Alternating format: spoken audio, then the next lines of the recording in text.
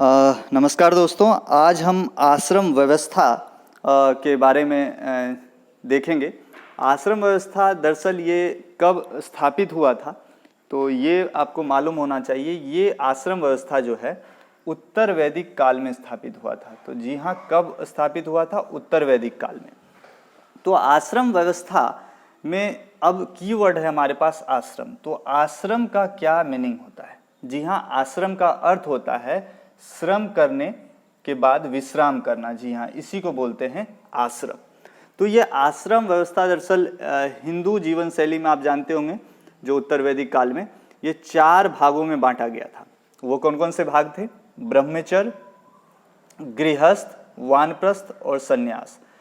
तो ये जो चारों आश्रम था, इन चारों आश्रमों को हमें एक साथ जानकारी कहाँ से सर्वप्रथम मिलती है? जी हाँ, इन चारों आश्रमों के बारे में हमें सर्वप्रथम जानकारी जाबालोपनिषद से मिलती है। किससे मिलती है? जाबालोपनिषद से मिलती है। क्वेश्चन आने की प्रबल संभावना है, तो ये आपको मालूम होना चाहिए, जाबालोपनिषद से मिलती है। अब बात करते हैं इन चारों आश्रमों में जो है सबसे महत्वपूर्ण आश्रम कौन सा था, या ऐसा कहें कि सर्वोच्च आश्रम कौन सा था, तो वो आश्रम था गृहस्थ आश्रम। ठीक है, और ये 25 से 50 वर्ष तक most vital part of our life, जहां पर हम व्यतीत करते हैं। तो ब्रह्मचर्य आश्रम दरअसल क्या था, आइए एक एक करके समझने की कोशिश करते हैं। ब्रह्मचर्य आश्रम, जैसा कि आप नाम से ही समझ पा रहे होंगे, 25 वर्ष तक आपको क्या करना है? शिक्षा, ज्ञान अर्जित करना है। तो ये जो था उपनयन संस्कार के बाद होता है। तो देखिए, उपनयन संस्कार जो था, ब्राह्मणों में 8 वर्ष के बाद ये शिक्षा वगैरह ग्रहण करने आ जाते थे, क्षत्रियों में 12 वर्ष के बाद। तो ऐसे अलग अलग था, ब्राह्मण, वैश्य, ब्राह्मण, क्षत्रिय, वैश्य, शूद्र, ये जो थी। तो सबका अपना अपना था उपनयन संस्कार के बाद। तो ब्रह्मचर्य जो था ये 25 वर्ष, आज के तरह नहीं। आज के काल में आप देखते हैं ब्रह्मचर्य में लोग जो होता है दोस्ताना संबंध बना के टहल रहे हैं, तो ऐसा नहीं है। ब्रह्मचर्य आश्रम में पूरी तरीके से आपको समर्पित होना है। किसके प्रति? शिक्षा अर्जित करना है, ज्ञान अर्जित करना है। उसके बाद आपका संपूर्ण विकास होता था।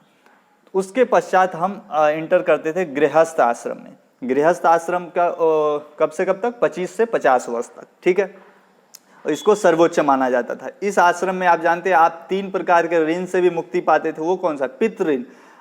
उसके बाद जो पितृऋण, सबसे पहले पितृऋण समझते हैं। पितृऋण क्या था? इसमें जो है आप क्या करेंगे? पितृऋण में पुत्र की उत्पत्ति करेंगे, समझिए ऐसा। और उसके बाद ऋषि ऋण। ऋषि ऋण में क्या करेंगे? वैदिक ग्रंथों का अध्ययन करेंगे। ऋषि ऋण में क्या करेंगे?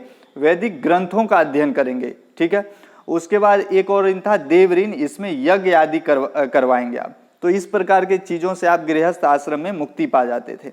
उसके बाद वानप्रस्थ आश्रम क्या था? वानप्रस्थ आश्रम था जब मनुष्य क्या करता था? वानप्रस्थ आश्रम में मनुष्य क्या करता था?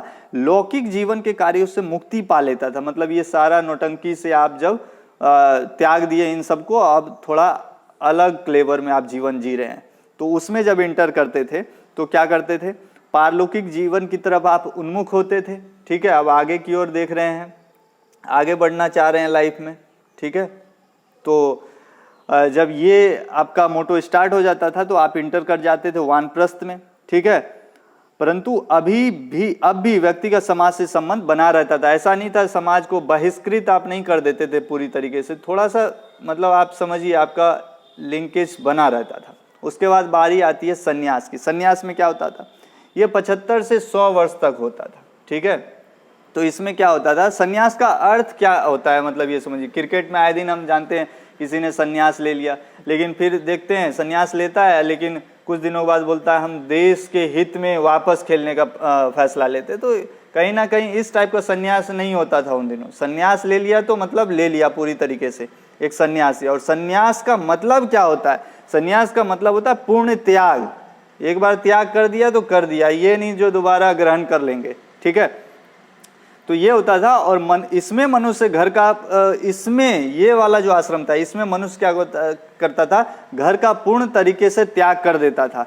मोक्ष प्राप्ति के उद्देश्य से करता था। त्याग करने के बाद मोक्ष प्राप्ति की ओर लग जाता था। ऐसा नहीं कि जो पुनः कुछ अच्छा चीज़ दिखा राह में तो वापस मतलब डाइवर्ट हो गए, नहीं भैया चलो वापस से शुरू करते, तो ऐसा कुछ नहीं। ये तो इस प्रकार से चारों आश्रम बनाया गया था और उत्तर वैदिक काल में स्थापित हुआ था। ये मोस्ट इंपॉर्टेंट चीज़ है और क्वेश्चन पूछे जाने की संभावना क्या है, जाबालोपनिषद से पूछा जा सकता है। थोड़ा सा चारों वर्ण व्यवस्था थोड़ा आपको मालूम होना चाहिए अगर आप अध्ययनरत छात्र हैं, ठीक है। और ब्रह्मचर्य तो खास करके अभी आप लोगों को अपनाना चाहिए, क्योंकि ब्रह्मचर्य आश्रम से ही आप आगे लाभान्वित होंगे, ठीक है। जय हिंद दोस्तों, धन्यवाद।